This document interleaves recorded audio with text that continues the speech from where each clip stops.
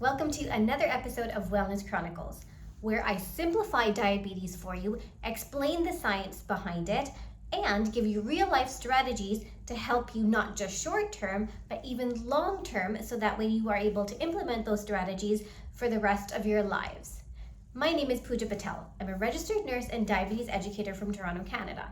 This episode, I want to talk about the blood sugar roller coasters, which is basically those highs and lows that patients with diabetes have because their body cannot regulate that insulin. The pancreas cannot regulate that release of insulin, so that way the person who has diabetes is constantly experiencing extreme highs or extreme lows. And then they just have those peaks and valleys that cause diabetes complications, that cause weight gain. It just leaves the patient feeling not well. Now, from my previous episodes, we all know I talked about that frequent highs and frequent lows, those peaks and valleys, they tend to cause type 2 diabetes complications, like for example, retinopathy, nephropathy in the kidneys, neuropathy in the nerves, where you end up with foot ulcers and amputations and things like that. Also, it causes short-term complications too. So for example, it increases insulin resistance, decreasing insulin sensitivity, weight gain. It also causes you to feel fatigued and just not well overall. So that is why it is important to have a nice balanced blood sugar. Now with the highs, you might not feel a huge difference at first. You might not be symptomatic at first, but it is actually quite dangerous long term, not just with the diabetes complications, but also if it's really, really high, you do get very acutely sick with two particular syndromes, one called HHS and another one called DKA. Diabetes Canada defines hyperglycemia, where your fasting sugar is over 7 millimoles per liter or 126 milligrams per deciliter. Another parameter is your 2-hour post-meal sugar. Diabetes Canada suggests hyperglycemia if it's more than 11.1 millimoles per liter or 200 milligrams per deciliter. So these are two important parameters to remember. So your fasting sugar and your 2-hour post-meal sugar. Now the American Diabetes Association has different parameters as to how they define hyperglycemia. It is slightly higher than Diabetes Canada. I have mentioned before, there is lots of evidence out there that early intervention, early treatment does tend to cause better patient outcomes in the future. So treating a little bit more conservatively goes a long way. Okay, so why are highs really bad? The highs are bad because of a process called glycation. Glycation is where a sugar molecule or glucose latches onto the protein that's floating around in your blood, and that protein goes and sticks to blood vessels. So what happens to those blood vessels is they harden and they narrow down. Now, if they are narrow, it impacts the blood flow, right? Because if there's something that's really, really narrow, the blood flow is occluded. Now, if you have damage to a blood vessel that is going to your heart, that is going to lead to a heart attack. If you have damage to a blood vessel that's going to your brain, that's going to lead to a stroke. If you have damage to a blood vessel that's going towards your kidneys, that's going to lead to kidney damage. So this is why it's important to manage the blood glucose within normal range so we don't have too many highs. Additionally, there are emergency situations. The first called DKA, which is diabetic ketoacidosis, and the second one is HHS, which is hyperosmolar hyperglycemic state. So DKA and HHS are emergency situations where the patient's blood sugar runs really, really high, has multi-organ involvement, and eventually will lead to multi-organ failure if it's not treated correctly and immediately. So DKA is basically categorized by a couple of things. It's categorized by the absence of insulin in the body, and it's categorized by the presence of ketones in the body. So these ketones, they actually build up in the bloodstream and they cause multi-organ damage, especially the kidneys. So how does this get treated? So a patient who is diagnosed with DKA, they get severe fluid resuscitation, so lots and lots of fluids. Severe electrolyte resuscitation, also lots and lots of electrolytes are pumped into them to normalize what their electrolytes are. And they're also put on insulin therapy because they don't have insulin in their bodies in a state of DKA. So a patient who presents with DKA usually has fruity breath, difficulty breathing, which is called casumal breathing. And so those breaths are basically like air hunger, that they can't breathe. Another symptom that is quite common with patients with DKA is severe stomach or abdominal pain. So if you have diabetes type 2 or type 1 and do take insulin especially, it is very important to look out for these symptoms. And if you do have any of these symptoms, please head straight to the hospital. Don't ignore these symptoms. This is a very emergent situation. Now, if we talk about the lows, the symptoms for low blood sugar are more immediately life-threatening, because what tends to happen when you have low blood sugar is basically you don't have any energy to function, and your brain only uses glucose as a form of energy. So if you think about it, if your brain doesn't have any energy to function, how will the rest of your body function? So the symptoms of low blood sugar include shakiness, dizziness, confusion, sweating, tremors, even seizures or loss of consciousness. So Diabetes Canada and ADA, which is the American Diabetes Association, have categorized all these symptoms into mild, moderate, and severe hypoglycemia. So with mild and moderate hypoglycemia, you are able to self-treat. So you're able to orally have that glucose that your body needs immediately. With severe hypoglycemia, the patient is unable to do that either because they have lost consciousness or the symptoms of hypoglycemia are so much so that they are not able to self-treat. So your blood sugar in severe hypoglycemia is less than 2.8 millimoles per liter, or that's less than 50 milligrams per deciliter. Needless to say, this is an emergency situation. Immediate intervention is required so that the symptoms do not escalate. So if you have mild to moderate hypoglycemia, how do you treat it? So you treat it with 15 grams of glucose. So that includes 6 lifesavers, 150 mils of juice or pop, 1 tablespoon of honey, or 3 packets of white sugar.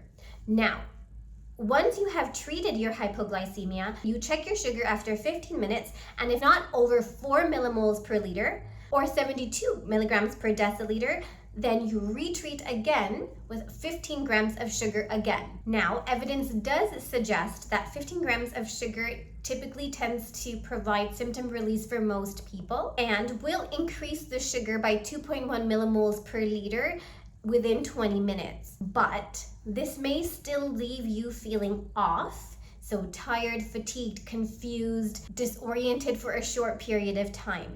Now, there is some evidence that says that it takes approximately 4 hours to recover completely from a hypoglycemic episode. I once had a patient who was 84 years old. She could not swallow her food, so she needed to have a G-tube placed. And so she had her surgery, her G-tube was placed, and when I went to go check her fasting sugar was actually 2.4. Needless to say, this completely put me into shock and set me into a panic. But I was checking her and what she looked like. She was awake and she was alert. Because she was nonverbal, she was not able to respond to me, but she was awake. Her eyes were open. So very quickly, what I did was I took 3 packets of sugar, which is 15 grams of sugar. So I took 3 packets of sugar and rubbed it into her gums and under her tongue. So that way this would increase her sugar. Now, instead of going to take care of the rest of my patients that I had that day, I actually sat with her to make sure that she was going to be okay, because her sugar was very low, especially for her age. So now after 15 minutes, when I did check her sugar, thankfully came up to 4.2 millimoles per liter. So what to take away from this incident is not everybody will experience hypoglycemic symptoms the exact same way, because maybe their bodies are just very, very used to those lows or used to those highs. So this is why it is so important to check your blood sugar frequently, especially if you are on insulin and if you do take medications, oral medications that cause hypoglycemic episode. Also of note is when you do have a hypoglycemic episode, it is important not to take more than the 15 grams of sugar, because what will happen is you will have a rebound effect. So if you treat with more than 15 grams of glucose, then maybe that's going to be a little too much for your body to take, and instead of just normalizing your blood sugar, it will set you into a high. So again, remember, that's just those peaks and valleys.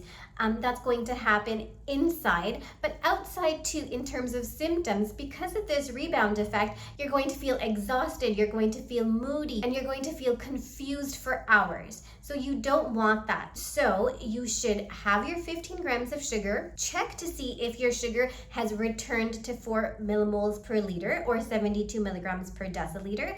And if not, retreat with another 15 grams of sugar, and then check in another 15 minutes, which typically should have done the job. Okay, so let's look at the research. There were 3 trials that were done, 2 in patients with type 1 diabetes and 1 with patients with type 2 diabetes, which is called the DCCT trial.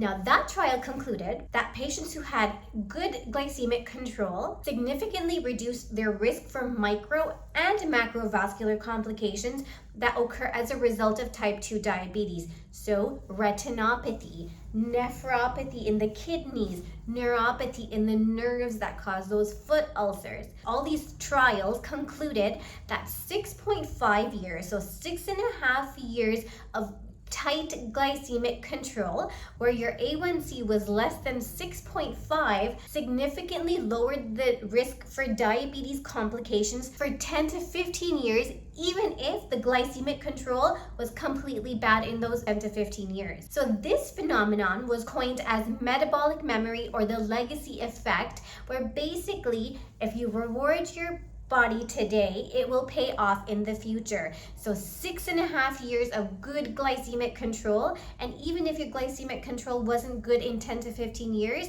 your body would still reward you and not have those diabetes complications. And how do you do this? How do you have good glycemic control? Well, nutrition, exercise, and lifestyle habit. There are 4 strategies that I'm going to suggest to you to stay off that high-low roller coaster. The first one is recognize your triggers. What caused those highs? What caused those lows? The second thing is time your snacks.